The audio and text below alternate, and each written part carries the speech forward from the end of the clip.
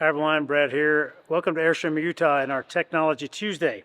Today I want to talk about the new MAXXAIR fan for your bathroom and shower. Join me. A change for model year 2023 was a deletion of the old type vent fan for your shower and bathroom and this new MAXXAIR version of it. I like this version way better.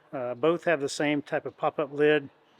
On this one, the seal is a rubber seal and it stays in much better place than the old felt type foam seal did, and much more robust, structurally much more sound, it feels like. So you can see here the design, it's a same type of push-up handle with an on-off switch. The screen up here is also easily removable for cleaning, which is a little different than the other one too. But handle works great, little button up here works great, super easy to use, and a wonderful upgrade. So thank you, whoever at Airstream decided on this compared to what it used to be. That's all for this Technology Tuesday. Thanks for joining me and allowing me to be a part of your day.